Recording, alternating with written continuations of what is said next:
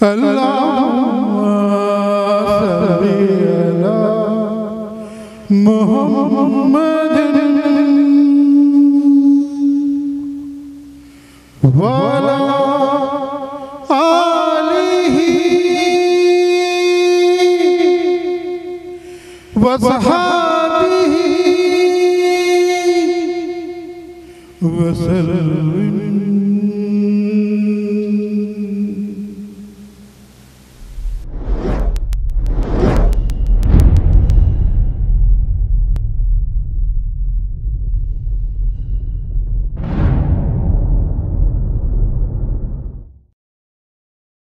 بسم اللہ الرحمن الرحیم. شروع اللہ کا نام لے کر جو بڑا مہربان نہایت رحم والا ہے. ابو ذر غفاری رضی اللہ تعالی عنہ یہ حدیث بیان کرتے تھے کہ حضرت صلی اللہ علیہ وسلم نے فرمایا کہ میرے گھر کی چھت کھول دی گئی. اس وقت میں مکے میں تھا. پھر جبرائیل علیہ السلام اترے اور انہوں نے میرا سینہ چاک کیا. پھر اسے زمزم کے پانی سے دھویا. پھر ایک سونے کا طشت لائے جو حکمت اور ایمان سے بھرا ہوا تھا. اس کو میرے سینے میں رکھ دیا. پھر سینے کو جوڑ دیا. پھر میرا ہاتھ پکڑا اور مجھے آسمان کی طرف لے کر چلے. جب میں پہلے آسمان پر پہنچا تو جبرائیل علیہ السلام نے آسمان کے داروغہ سے کہا کھولو. اس نے پوچھا آپ کون ہیں؟ جواب دیا کہ جبرائیل. پھر انہوں نے پوچھا کیا آپ کے ساتھ کوئی اور بھی ہے؟ جواب دیا ہاں میرے ساتھ محمد صلی اللہ علیہ وسلم ہے. انہوں نے پوچھا کہ کیا ان کے بلانے کے لیے آپ کو بھیجا گیا تھا؟ کہا جی ہاں. پھر جب انہوں نے دروازہ کھولا تو ہم پہلے آسمان پر چڑھ گئے. وہاں ہم نے ایک شخص کو بیٹھے ہوئے دیکھا. ان کے داہنی طرف کچھ لوگوں کے جھنڈ تھے اور کچھ جھنڈ بائیں طرف تھے. جب وہ اپنی داہنی طرف دیکھتے تو مسکراتے اور جب بائیں طرف نظر کرتے تو روتے. انہوں نے مجھے دیکھ کر فرمایا آؤ اچھے آئے ہو صالح نبی اور صالح بیٹے. میں نے جبرائیل علیہ السلام سے پوچھا یہ کون ہیں؟ انہوں نے کہا کہ یہ آدم علیہ السلام ہیں اور ان کے دائیں بائیں جو جھنڈ ہیں یہ ان کے بیٹوں کی روحیں ہیں. جو جھنڈ دائیں طرف ہیں وہ جنتی ہیں اور بائیں طرف کے جھنڈ دوزخی روحیں ہیں. اس لیے جب وہ اپنے دائیں طرف دیکھتے ہیں تو خوشی سے مسکراتے ہیں اور جب بائیں طرف دیکھتے ہیں تو رنج سے روتے ہیں. پھر جبرائیل مجھے لے کر دوسرے آسمان تک پہنچے اور اس کے داروغہ سے کہا کہ کھولو. اس آسمان کے داروغہ نے بھی پہلے داروغہ کی طرح پوچھا پھر کھول دیا. حضرت انس رضی اللہ تعالی عنہ نے کہا کہ ابو ذر نے ذکر کیا کہ آپ صلی اللہ علیہ وسلم یعنی نبی صلی اللہ علیہ وسلم نے آسمان پر آدم، ادریس، موسیٰ، عیسیٰ اور ابراہیم علیہ السلام کو موجود پایا. اور ابو ذر نے ہر ایک کا ٹھکانہ نہیں بیان کیا، البتہ اتنا بیان کیا کہ حضور صلی اللہ علیہ وسلم نے حضرت آدم کو پہلے آسمان پر پایا اور حضرت ابراہیم کو چھٹے آسمان پر. انس نے بیان کیا کہ جب جبرائیل علیہ السلام نبی کریم صلی اللہ علیہ وسلم کے ساتھ ادریس علیہ السلام پر گزرے تو انہوں نے فرمایا کہ آؤ اچھے آئے ہو صالح نبی اور صالح بھائی. میں نے پوچھا یہ کون ہیں؟ جواب دیا کہ یہ ادریس علیہ السلام. پھر موسیٰ علیہ السلام تک پہنچا. انہوں نے فرمایا آؤ اچھے آئے ہو صالح نبی اور صالح بھائی. میں نے پوچھا یہ کون ہیں؟ جبرائیل نے بتایا کہ یہ موسیٰ ہیں. پھر میں عیسیٰ علیہ السلام تک پہنچا. انہوں نے کہا آؤ اچھے آئے ہو صالح نبی اور صالح بھائی. میں نے پوچھا یہ کون ہیں؟ جبرائیل علیہ السلام نے بتایا کہ یہ عیسیٰ ہیں. پھر میں ابراہیم علیہ السلام تک پہنچا. انہوں نے فرمایا آؤ اچھے آئے ہو صالح نبی اور صالح بیٹے۔ میں نے پوچھا یہ کون ہیں؟ جبرائیل علیہ السلام نے بتایا کہ یہ حضرت ابراہیم علیہ السلام ہیں۔ ابن شہاب نے کہا کہ مجھے ابو بکر بن حزم نے خبر دی کہ عبداللہ بن عباس اور ابو حبا الانصاری رضی اللہ عنہم کہا کرتے تھے کہ نبی کریم صلی اللہ علیہ وسلم نے فرمایا، پھر مجھے جبرائیل لے کر چڑھے۔ اب میں اس بلند مقام تک پہنچ گیا جہاں میں نے قلم کی آواز سنی جو لکھنے والے فرشتوں کے قلموں کی آواز تھی۔ ابن حزم نے اپنے شیخ سے اور انس بن مالک نے ابو ذر سے نقل کیا کہ نبی کریم صلی اللہ علیہ وسلم نے فرمایا، پس اللہ تعالیٰ نے میری امت پر 50 وقت کی نمازیں فرض کیں۔ میں یہ حکم لے کر واپس لوٹا۔ جب موسیٰ علیہ السلام تک پہنچا تو انہوں نے پوچھا کہ آپ کی امت پر اللہ نے کیا فرض کیا ہے؟ میں نے کہا کہ 50 وقت کی نمازیں فرض کی ہیں۔ انہوں نے فرمایا، آپ واپس اپنے رب کی بارگاہ میں جائیے کیونکہ آپ کی امت اتنی نمازوں کو ادا کرنے کی طاقت نہیں رکھتی ہے۔ میں واپس بارگاہ رب العزت میں گیا تو اللہ نے اس میں سے ایک حصہ کم کر دیا۔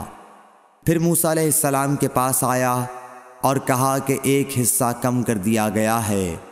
انہوں نے کہا کہ دوبارہ جائیے کیونکہ آپ کی امت میں اس کی برداشت کی بھی طاقت نہیں ہے۔ پھر میں بارگاہ رب العزت میں حاضر ہوا، پھر ایک حصہ کم ہوا۔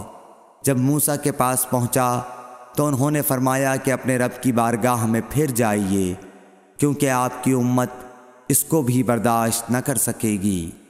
پھر میں بار بار آیا گیا، پس اللہ تعالیٰ نے فرمایا کہ یہ نمازیں عمل میں 5 ہیں اور ثواب میں 50 کے برابر ہیں، میری بات بدلی نہیں جاتی۔ اب میں موسیٰ کے پاس آیا تو انہوں نے پھر کہا کہ اپنے رب کے پاس جاؤ، لیکن میں نے کہا کہ مجھے اپنے رب سے شرم آتی ہے۔ پھر جبرائیل مجھے سدرۃ المنتہا تک لے گئے جسے کئی طرح کے رنگوں نے ڈھانک رکھا تھا، جن کے متعلق مجھے معلوم نہیں ہوا کہ وہ کیا ہیں۔ اب کے بعد مجھے جنت میں لے جایا گیا۔ میں نے دیکھا کہ اس میں موتیوں کے ہار ہیں اور اس کی مٹی مشک کی ہے۔ صحیح بخاری حدیث نمبر 349۔ حضرت عائشہ صدیقہ رضی اللہ تعالیٰ عنہ نے فرمایا کہ اللہ تعالیٰ نے پہلے نماز میں 2 رکعت فرض کی تھی، سفر میں بھی اور اقامت کی حالت میں بھی۔ پھر سفر کی نماز تو اپنی اصلی حالت پر باقی رکھی گئی اور حالت اقامت کی نمازوں میں زیادتی کر دی گئی۔ صحیح بخاری حدیث نمبر 350۔ ام عطیہ سے روایت ہے، انہوں نے فرمایا کہ ہمیں حکم ہوا کہ ہم عیدین کے دن حائضہ اور پردہ نشین عورتوں کو بھی باہر لے جائیں تاکہ وہ مسلمانوں کے اجتماع اور ان کی دعاؤں میں شریک ہو سکیں۔ البتہ حائضہ عورتوں کو نماز پڑھنے کی جگہ سے دور رکھیں۔ ایک عورت نے کہا، یا رسول اللہ، ہم میں بعض عورتیں ایسی بھی ہوتی ہیں جن کے پاس پردہ کرنے کے لیے چادر نہیں ہوتی۔ آپ نے فرمایا کہ اس کی ساتھی عورت اپنی چادر کا ایک حصہ اسے اوڑھا دے۔ اور عبداللہ بن رجاء نے کہا، ہم سے عمران قطان نے بیان کیا، کہا ہم سے محمد بن سیرین نے، کہا ہم سے ام عطیہ نے، میں نے حضرت صلی اللہ علیہ وسلم سے سنا اور یہی حدیث بیان کی۔ صحیح بخاری حدیث نمبر 351۔ حضرت جابر بن عبداللہ رضی اللہ تعالی عنہ نے تہبند باندھ کر نماز پڑھی جسے انہوں نے سر تک باندھ رکھا تھا اور آپ کے کپڑے کھونٹی پر لٹکے ہوئے تھے۔ ایک کہنے والے نے کہا کہ آپ ایک تہبند میں نماز پڑھتے ہیں؟ آپ نے جواب دیا کہ میں نے ایسا اس لیے کیا کہ تجھ جیسا کوئی احمق مجھے دیکھے۔ بھلا رسول اللہ صلی اللہ علیہ وسلم کے زمانے میں 2 کپڑے بھی کس کے پاس تھے؟ صحیح بخاری حدیث نمبر 352۔ محمد بن منقدر نے کہا کہ میں نے جابر رضی اللہ تعالیٰ عنہ کو ایک کپڑے میں نماز پڑھتے دیکھا، اور انہوں نے بتلایا کہ میں نے نبی صلی اللہ علیہ وسلم کو بھی ایک ہی کپڑے میں نماز پڑھتے دیکھا تھا۔ صحیح بخاری حدیث نمبر 353۔ عمر بن ابی سلمہ سے روایت ہے کہ نبی کریم صلی اللہ علیہ وسلم نے ایک کپڑے میں نماز پڑھی، اور آپ نے کپڑے کے دونوں کناروں کو مخالف طرف کے کندھے پر ڈال لیا۔ صحیح بخاری حدیث نمبر 354۔ عمر بن ابی سلمہ سے روایت ہے کہ نبی کریم صلی اللہ علیہ وسلم کو ام سلمہ کے گھر میں ایک کپڑے میں نماز پڑھتے دیکھا۔ کپڑے کے دونوں کناروں کو آپ نے دونوں کندھوں پر ڈال رکھا تھا۔ صحیح بخاری حدیث نمبر 355۔ عمر بن ابی سلمہ نے خبر دی کہ میں نے رسول اللہ صلی اللہ علیہ وسلم کو حضرت ام سلمہ کے گھر میں ایک کپڑے میں نماز پڑھتے ہوئے دیکھا۔ آپ اسے لپیٹے ہوئے تھے اور اس کے دونوں کناروں کو دونوں کندھوں پر ڈالے ہوئے تھے۔ صحیح بخاری حدیث نمبر 356۔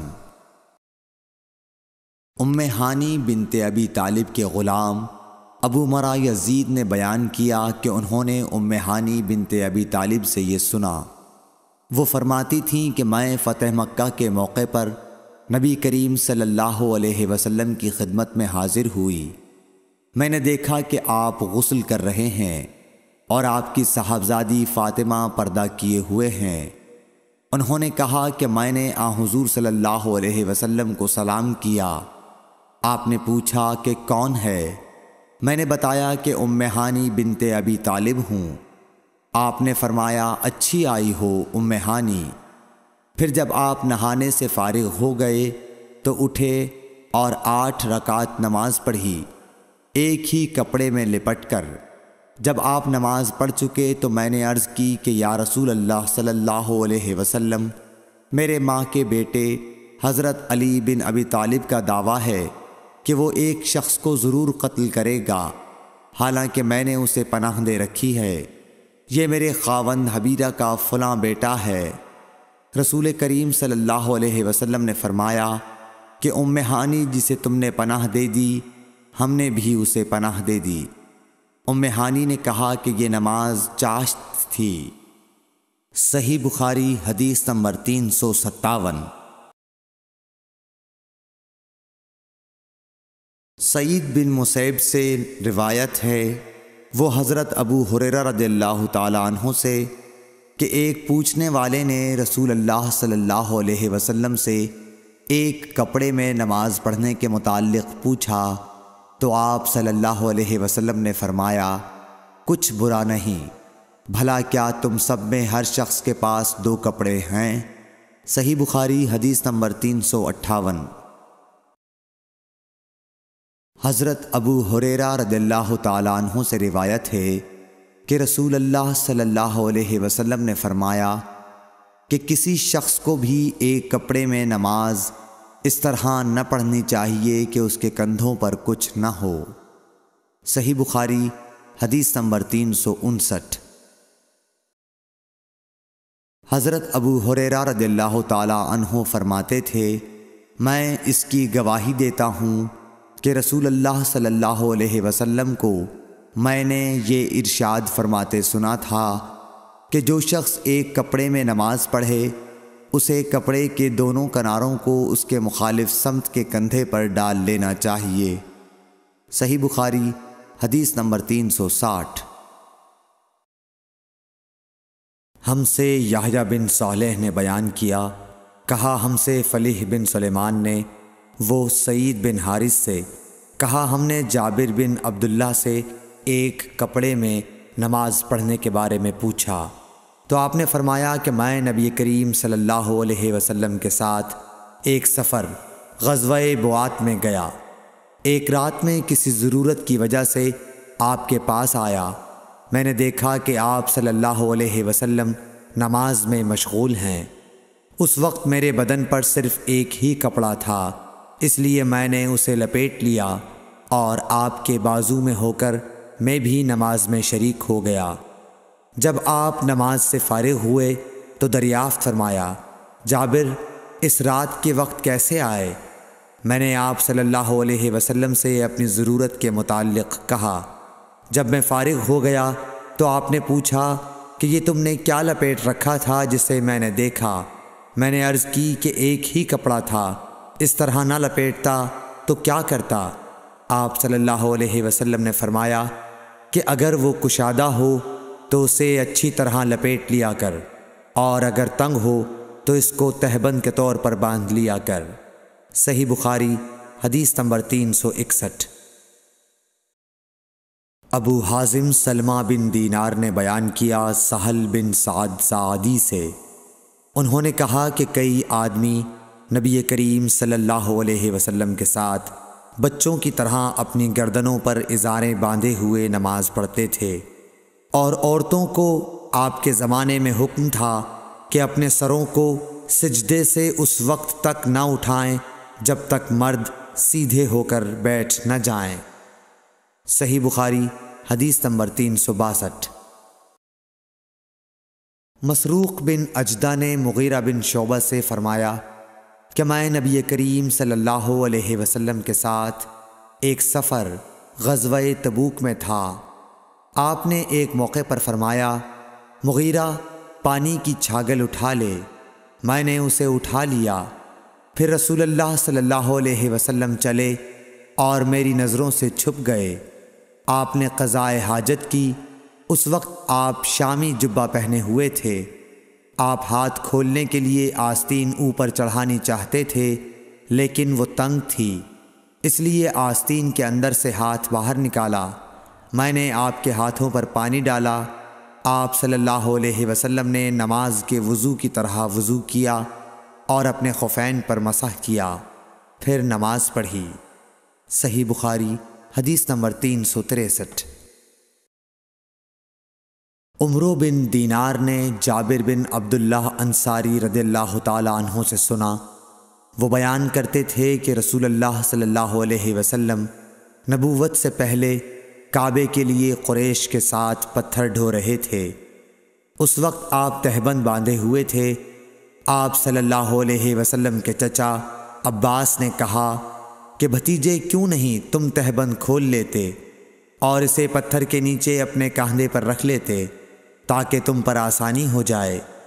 حضرت جابر نے کہا کہ آپ صلی اللہ علیہ وسلم نے تہبند کھول لیا اور کاندھے پر رکھ لیا، اسی وقت غشی کھا کر گر پڑے۔ اس کے بعد آپ صلی اللہ علیہ وسلم کبھی ننگے نہیں دیکھے گئے۔ صحیح بخاری حدیث نمبر 364۔ حضرت ابو ہریرہ رضی اللہ تعالی عنہ نے فرمایا کہ ایک شخص نبی صلی اللہ علیہ وسلم کے سامنے کھڑا ہوا اور اس نے صرف ایک کپڑا پہن کر نماز پڑھنے کے بارے میں سوال کیا۔ آپ صلی اللہ علیہ وسلم نے فرمایا کہ کیا تم سبھی لوگوں کے پاس 2 کپڑے ہو سکتے ہیں؟ پھر یہی مسئلہ حضرت عمر رضی اللہ تعالیٰ عنہ سے ایک شخص نے پوچھا تو انہوں نے کہا، جب اللہ تعالیٰ نے ہمیں فراغت دی ہے تو تم بھی فراغت کے ساتھ رہو۔ آدمی کو چاہیے کہ نماز میں اپنے کپڑے اکٹھا کر لے۔ کوئی آدمی تہبند اور چادر میں نماز پڑھے، کوئی تہبند اور قمیص، کوئی تہبند اور قبا میں، کوئی پاجامہ اور چادر میں، کوئی پاجامہ اور قمیص میں، کوئی پاجامہ اور قبا میں، کوئی جانگھیا اور قبا میں، کوئی جانگھیا اور قمیص میں نماز پڑھے۔ ابو ہریرہ رضی اللہ تعالی عنہ نے کہا کہ مجھے یاد آتا ہے کہ آپ نے یہ بھی کہا کہ کوئی جانگھیا اور چادر میں نماز پڑھے۔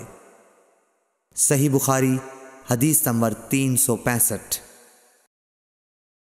ابن عمر رضی اللہ تعالی عنہ نے فرمایا کہ رسول اللہ صلی اللہ علیہ وسلم سے ایک آدمی نے پوچھا کہ احرام باندھنے والے کو کیا پہننا چاہیے؟ تو آپ نے فرمایا کہ نہ قمیص پہنے، نہ پاجامہ، نہ باران کوٹ، اور نہ ایسا کپڑا جس میں زعفران لگا ہوا ہو، اور نہ ورس لگا ہوا کپڑا۔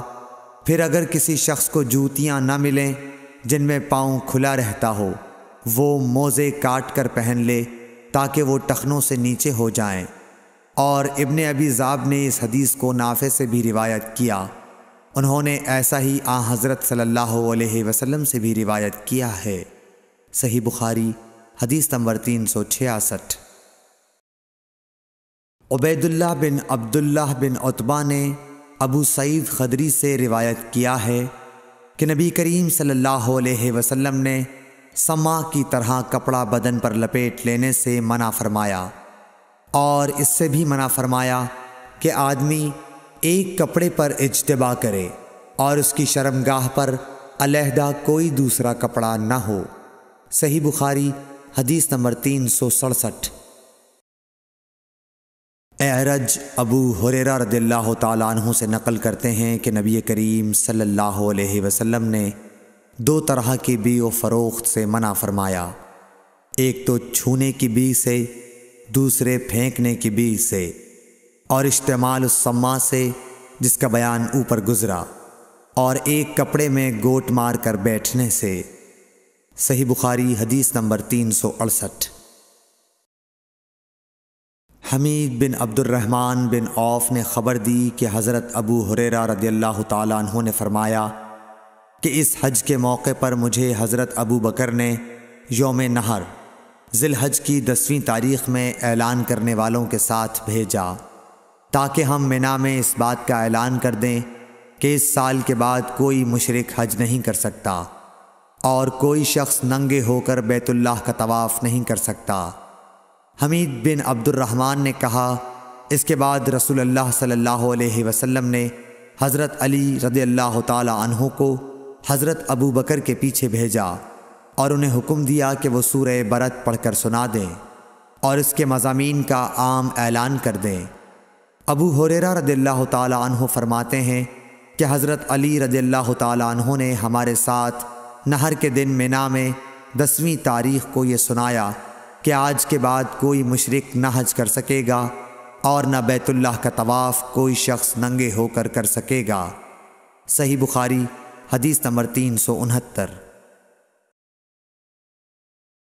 عبد الرحمن بن ابو الموالی نے محمد بن مقدر سے کہا، میں جابر بن عبداللہ انصاری کی خدمت میں حاضر ہوا۔ وہ ایک کپڑا اپنے بدن پر لپیٹے ہوئے نماز پڑھ رہے تھے، حالانکہ ان کی چادر الگ رکھی ہوئی تھی۔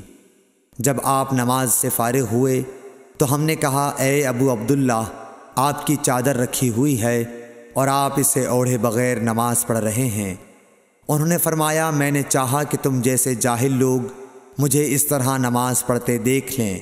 میں نے بھی نبی صلی اللہ علیہ وسلم کو اسی طرح ایک کپڑے میں نماز پڑھتے دیکھا تھا۔ صحیح بخاری حدیث نمبر 370۔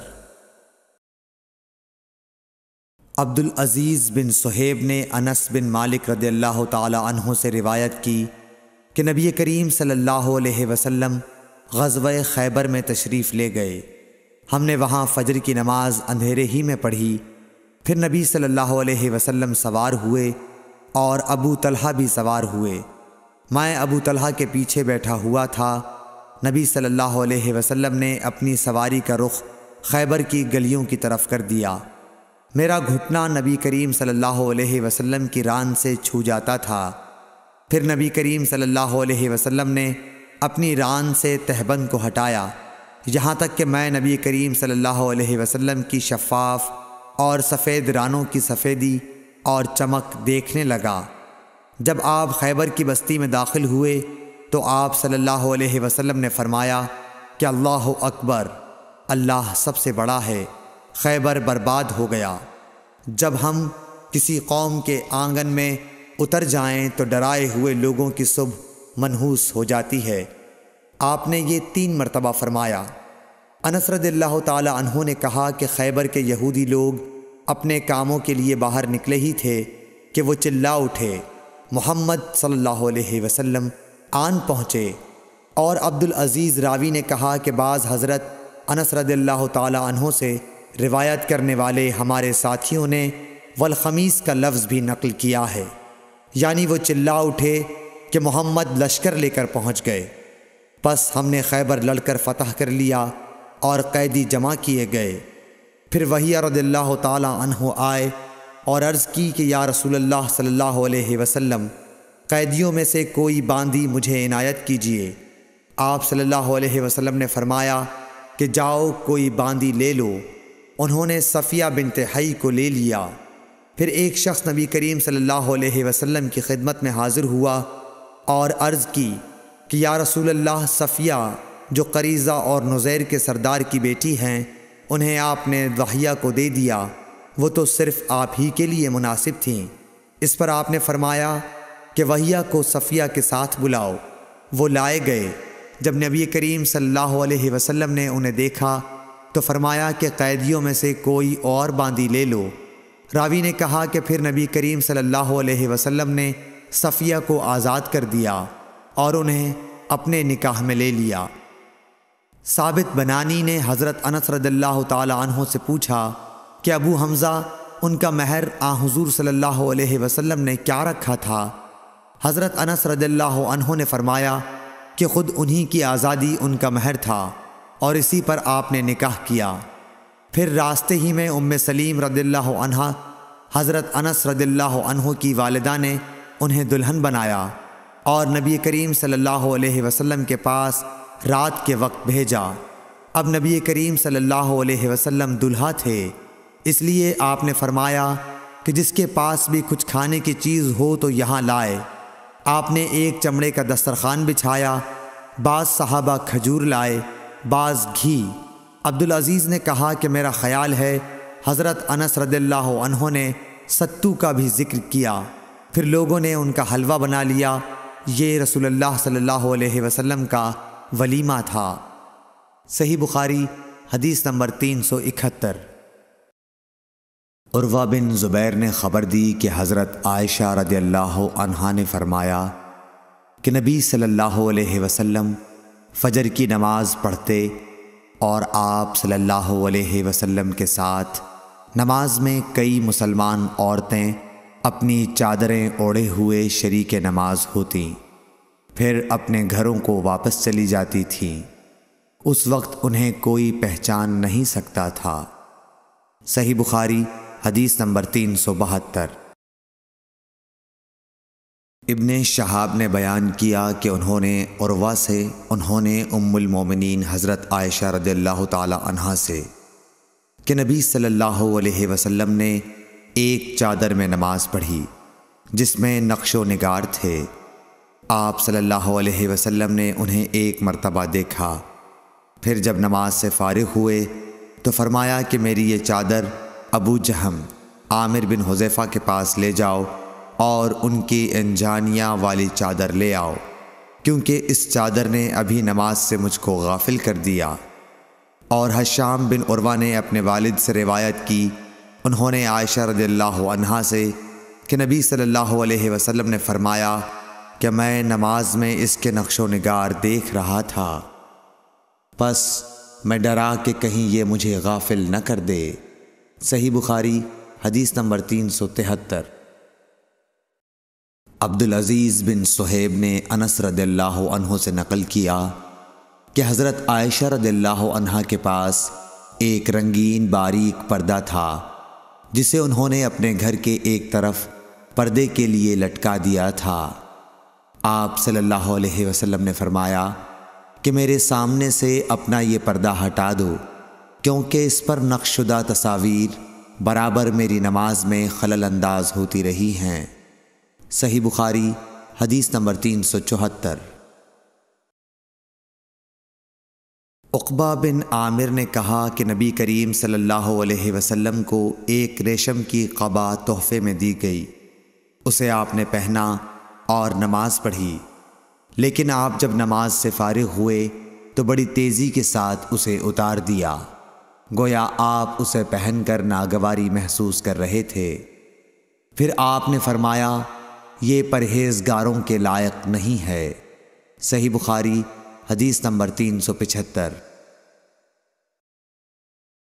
ابو جحیفہ وہب بن عبداللہ سے روایت ہے کہ میں نے رسول اللہ صلی اللہ علیہ وسلم کو ایک سرخ چمڑے کے خیمے میں دیکھا، اور میں نے یہ بھی دیکھا کہ بلال رضی اللہ تعالی عنہ حضور صلی اللہ علیہ وسلم کو وضو کرا رہے ہیں، اور ہر شخص آپ کے وضو کا پانی حاصل کرنے کے لیے ایک دوسرے سے آگے بڑھنے کی کوشش کر رہا ہے۔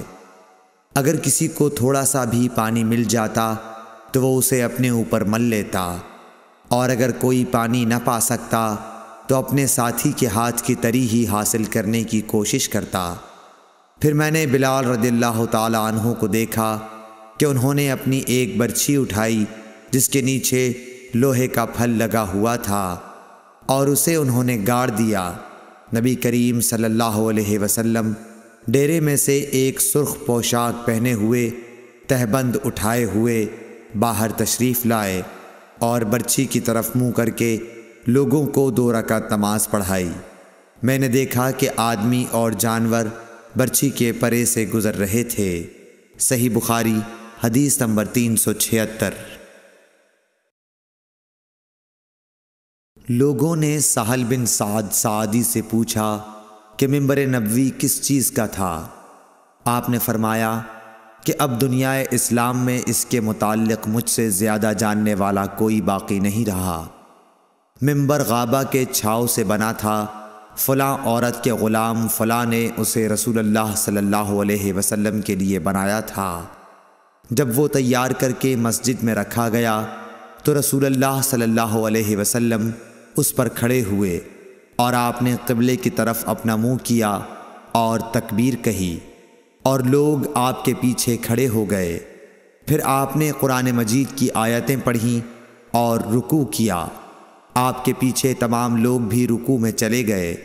پھر آپ نے اپنا سر اٹھایا، پھر اسی حالت میں آپ الٹے پاؤں پیچھے ہٹے، پھر زمین پر سجدہ کیا، پھر منبر پر دوبارہ تشریف لائے اور قرأت کی، پھر رکوع کیا، پھر رکوع سے سر اٹھایا اور قبلے ہی کی طرف رخ کیے ہوئے پیچھے لوٹے اور زمین پر سجدہ کیا۔ یہ ہے منبر کا قصہ۔ امام ابو عبداللہ بخاری نے کہا کہ علی بن عبداللہ مدینی نے کہا کہ مجھ سے امام احمد بن حنبل نے اس حدیث کو پوچھا۔ علی نے کہا کہ میرا مقصد یہ ہے کہ نبی کریم صلی اللہ علیہ وسلم نماز میں لوگوں سے اونچے مقام پر کھڑے ہوئے تھے، اس لیے اس میں کوئی حرج نہ ہونا چاہیے کہ امام مقتدیوں سے اونچی جگہ پر کھڑا ہو۔ علی بن مدینی کہتے ہیں کہ میں نے امام احمد بن حنبل سے کہا کہ سفیان بن عینیہ سے یہ حدیث اکثر پوچھی جاتی تھی، آپ نے بھی یہ حدیث ان سے سنی ہے؟ تو انہوں نے جواب دیا کہ نہیں۔ صحیح بخاری حدیث نمبر 377۔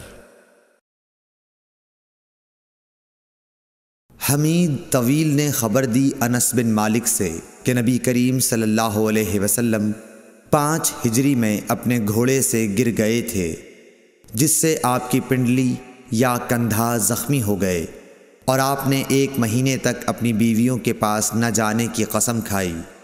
آپ اپنے بالا خانے پر بیٹھ گئے جس کے زینے کھجور کے تنوں سے بنائے گئے تھے۔ صحابہ مزاج پرسی کو آئے، آپ نے انہیں بیٹھ کر نماز پڑھائی اور وہ کھڑے تھے۔ جب آپ نے سلام پھیرا تو فرمایا کہ امام اس لیے ہے کہ اس کی پیروی کی جائے، پس جب وہ تکبیر کہے تو تم بھی تکبیر کہو، اور جب وہ رکوع میں جائے تو تم بھی رکوع میں جاؤ، اور جب وہ سجدہ کرے تو تم بھی سجدہ کرو، اور اگر کھڑے ہو کر تمہیں نماز پڑھائے تو تم بھی کھڑے ہو کر نماز پڑھو۔ اور آپ 29 دن بعد نیچے تشریف لائے تو لوگوں نے کہا یا رسول اللہ، آپ نے تو 1 مہینے کے لیے قسم کھائی تھی۔ آپ نے فرمایا کہ یہ مہینہ 29 دن کا ہے۔ صحیح بخاری حدیث نمبر 378۔ عبداللہ بن شداد نے حضرت میمونہ رضی اللہ تعالی عنہ سے روایت کی، آپ نے فرمایا کہ نبی صلی اللہ علیہ وسلم نماز پڑھتے اور حائضہ ہونے کے باوجود میں ان کے سامنے ہوتی۔ اکثر جب آپ سجدہ کرتے تو آپ کا کپڑا مجھے چھو جاتا۔ انہوں نے کہا کہ آپ کھجور کے پتوں سے بنے ہوئے ایک چھوٹے سے مصلے پر نماز پڑھتے تھے۔ صحیح بخاری حدیث نمبر 379۔ انس بن مالک سے روایت ہے کہ ان کی نانی ملیکہ نے رسول اللہ صلی اللہ علیہ وسلم کو کھانا تیار کر کے کھانے کے لیے بلایا۔ آپ نے کھانے کے بعد فرمایا کہ آؤ تمہیں نماز پڑھا دوں۔ انس رضی اللہ تعالی عنہ نے کہا کہ میں نے اپنے گھر سے ایک بوریا اٹھایا جو کثرت استعمال سے کالا ہو گیا تھا۔ میں نے اس پر پانی چھڑکا، پھر رسول اللہ صلی اللہ علیہ وسلم نماز کے لیے اسی بوریے پر کھڑے ہوئے، اور میں اور ایک یتیم کہ رسول اللہ صلی اللہ علیہ وسلم کے غلام ابو زمیرہ کے لڑکے ضمیرہ آپ کے پیچھے صف باندھ کر کھڑے ہو گئے، اور بوڑھی عورت انس کی نانی ملیکہ ہمارے پیچھے کھڑی ہوئیں۔ پھر رسول اللہ صلی اللہ علیہ وسلم نے ہمیں 2 رکعت نماز پڑھائی اور واپس گھر تشریف لے گئے۔ صحیح بخاری حدیث نمبر 380۔ ام المومنین میمونہ رضی اللہ تعالی عنہا سے روایت ہے، انہوں نے کہا کہ نبی کریم صلی اللہ علیہ وسلم سجدہ گاہ یعنی چھوٹے مصلے پر نماز پڑھا کرتے تھے۔ صحیح بخاری حدیث نمبر 381۔ حضرت عائشہ رضی اللہ عنہا نے فرمایا کہ میں رسول اللہ صلی اللہ علیہ وسلم کے آگے سو جاتی اور میرے پاؤں آپ کے قبلے میں ہوتے۔ جب آپ سجدہ کرتے تو میرے پاؤں کو آہستہ سے دبا دیتے، میں اپنے پاؤں سمیٹ لیتی، اور آپ جب کھڑے ہو جاتے تو میں انہیں پھر پھیلا دیتی۔ ان دنوں گھروں میں چراغ بھی نہیں ہوا کرتے تھے۔ صحیح بخاری حدیث نمبر 382۔ عروہ نے خبر دی کہ حضرت عائشہ رضی اللہ تعالی عنہا نے انہیں بتایا کہ رسول اللہ صلی اللہ علیہ وسلم اپنے گھر کے بچھونے پر نماز پڑھتے، اور حضرت عائشہ رضی اللہ تعالی عنہا آپ کے اور قبلے کے درمیان اس طرح لیٹی ہوتیں جیسے نماز کے لیے جنازہ رکھا جاتا ہے۔ صحیح بخاری حدیث نمبر 383۔ عروہ بن زبیر سے روایت ہے کہ نبی کریم صلی اللہ علیہ وسلم اس بچھونے پر نماز پڑھتے جس پر آپ اور حضرت عائشہ رضی اللہ تعالی عنہا سوتے، اور حضرت عائشہ رضی اللہ تعالی عنہا آپ کے اور قبلے کے درمیان اس بستر پر لیٹی رہتیں۔ صحیح بخاری حدیث نمبر 384۔ انس بن مالک رضی اللہ تعالی عنہ نے کہا کہ ہم نبی کریم صلی اللہ علیہ وسلم کے ساتھ نماز پڑھتے تھے، پھر سخت گرمی کی وجہ سے کوئی ہم میں سے اپنے کپڑے کا کنارہ سجدے کی جگہ رکھ لیتا۔ صحیح بخاری حدیث نمبر 385۔ ابو مسلمہ سعید بن یزید ازدی نے انس بن مالک رضی اللہ تعالی عنہ سے پوچھا کہ کیا نبی کریم صلی اللہ علیہ وسلم اپنی جوتیاں پہن کر نماز پڑھتے تھے؟ تو انہوں نے فرمایا کہ ہاں۔ صحیح بخاری حدیث نمبر 386۔ ابراہیم نخعی حمام بن حارث سے روایت کرتے تھے، انہوں نے کہا کہ میں نے جریر بن عبداللہ کو دیکھا، انہوں نے پیشاب کیا، پھر وضو کیا اور اپنے موزوں پر مسح کیا، پھر کھڑے ہوئے اور موزوں سمیت نماز پڑھی۔ آپ سے جب اس کے متعلق پوچھا گیا تو فرمایا کہ میں نے نبی کریم صلی اللہ علیہ وسلم کو ایسا ہی کرتے دیکھا ہے۔ ابراہیم نخعی نے کہا کہ یہ حدیث لوگوں کی نظر میں بہت پسندیدہ تھی، کیونکہ جریر رضی اللہ تعالی عنہ آخر میں اسلام لائے تھے۔ صحیح بخاری حدیث نمبر 387۔ مغیرہ بن شعبہ نے کہا کہ میں نے نبی کریم صلی اللہ علیہ وسلم کو وضو کرایا، آپ نے اپنے موزوں پر مسح کیا اور نماز پڑھی۔ صحیح بخاری حدیث نمبر 388۔ حذیفہ رضی اللہ تعالی عنہ نے ایک شخص کو دیکھا جو رکوع اور سجدہ پوری طرح نہیں کرتا تھا۔ جب اس نے اپنی نماز پوری کر لی تو حذیفہ رضی اللہ تعالی عنہ نے فرمایا کہ تم نے نماز ہی نہیں پڑھی۔ ابو وائل راوی نے کہا میں خیال کرتا ہوں کہ حضرت حذیفہ رضی اللہ تعالی عنہ نے یہ بھی فرمایا کہ اگر تو ایسی ہی نماز پر مر جاتا تو حضرت صلی اللہ علیہ وسلم کی سنت پر نہیں مرتا۔ صحیح بخاری حدیث نمبر 389۔ عبداللہ بن مالک بن بحینہ سے روایت ہے کہ نبی کریم صلی اللہ علیہ وسلم جب نماز پڑھتے تو اپنے بازوؤں کے درمیان اس قدر کشادگی کر دیتے کہ دونوں بغلوں کی سفیدی ظاہر ہونے لگتی تھی۔